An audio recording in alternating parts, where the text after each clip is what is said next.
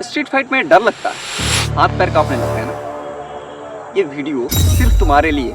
इस वीडियो को अंत तक देखो और स्ट्रीट फाइट से रिलेटेड तुम्हारे सारे डाउट्स खत्म हो जाएंगे। स्ट्रीट फाइट शुरू होने से पहले ही क्या करते हो ना, सबसे पहला सवाल तो ये है कि इसको दूर कैसे। इसको दूर करने का सिर्फ एक ही वे है कि तुम ऐसे माहौल में ढल जाओ जहाँ पे ये दिन रात चीज़ें चलती हैं, या फिर अपने अंदर में वो क्रिएटिविटी डेवलप कर लो कि जहाँ से तुम्हें ये बात पता चल सके कि स्ट्रीट फाइट होने वाला है और अपने आप को अलर्ट कर सको।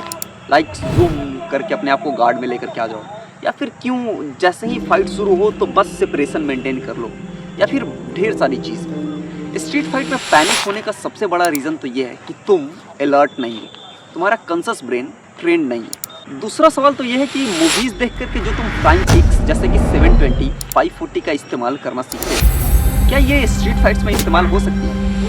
तो इसका सबसे बेस्ट आंसर है हाँ, हो सकती है। बहुत सारे इन्फ्लुएंसर्स आपको ये बताएंगे कि इन सारी किक्स का इस्तेमाल स्ट्रीट फाइट्स में इस्तेमाल नहीं कर सकते, बट ये बिल्कुल गलत स्ट्रैटेजी है। इन सारी किक्स का इस्तेमाल हो सकती है, पर तब जब तुम इन सारी किक्स को ऐसे ही माहौल में ट्रेन करोगे।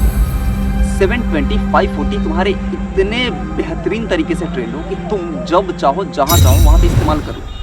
अगर तुम पहले ही टेरिबल हो जाते हो तो तुम्हारे डर की वजह से ये सारी किक्स तो बहुत दूर, तुम्हारे अपने एबिलिटीज़ भी काम नहीं करती। तो स्ट्रीट फाइट्स में you can use flying kicks, चाहे वो 720 हो, 540 हो, 900 हो, कुछ भी कर सकते हो आप। थर्ड क्वेश्चन ये है कि स्ट्रीट फाइट नॉर्मल फाइट से अलग क्यों है? क्योंकि एक वो जो तुम रिंग में प्रैक्टिस करते हो वहाँ पे ऑब्लिगेटरी रूल्स होते हैं कि तुम इनके ब्रेन के पीछे नहीं मार सकते हो, तुम इनके मेन पॉइंट्स पे नहीं मार सकते हो। पर तुम्हें क्या लगता है ऐसी चीज़ें स्ट्रीट फाइट में नहीं होती? ऐसी बिल्कुल होती है, और वहाँ पे कोई ऑब्लिगेशंस नहीं होते। जब 10 तुम्हारे आसपास में घूम रहे होंगे तो वो लोग ये नहीं देखेंगे कि तुम्हारा कहाँ पे हिट करना है। They will suddenly pick anything and they will strike you. और इससे सबसे बड़ा नुकसान ये होता है कि तुम्हें पता ही नहीं होता कब कहाँ से अटैक आ रहा है, क्योंकि 10 लोग जिसमें से 4 तुम्हें पकड़े हुए होंगे, 2 तुम्हें धक्का दे रहे होंगे, 3 तुम पे हाथ चला रहे होंगे, 2 उस पर पैर चला रहे होंगे।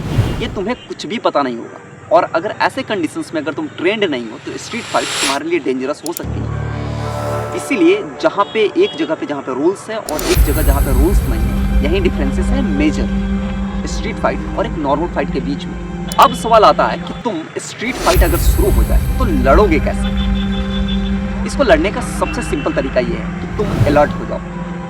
तुम अपने बॉडी के एक एक पार्ट्स को ट्रेन करो। जैसे कराटे में किक्स को ट्रेन करते हैं, हाथों को ट्रेन करते हैं, बॉडी को हार्ड करते हैं। ताइक्वांडो में सिर्फ लेग्स को ट्रेन करते हैं।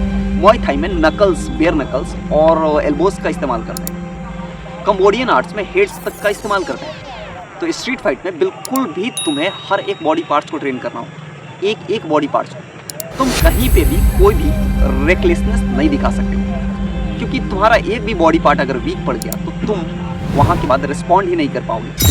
तो सबसे पहला वे तो ये है कि तुम अपने बॉडी के एक एक पार्ट्स को ट्रेन करोगे। दूसरा चीज़ ये कि तुम अपने आप को अलर्ट करोगे, अपने आप को इतना कंडीशन्ड करोगे कि तुम थोड़े से मार खा सको, क्योंकि अगर तुम मार खा नहीं सकते तो तुम रिएक्ट भी नहीं कर पाओगे। थर्ड चीज़ ये है कि तुम्हारे पास जो माहौल है, तुम्हें हर पल ये पता होना चाहिए कि ये माहौल डेंजरस है, और अपने आप को ऐसे ही माहौल में तुम्हें अपने आप को अलर्ट रखना, जगाना सीखना पड़ेगा।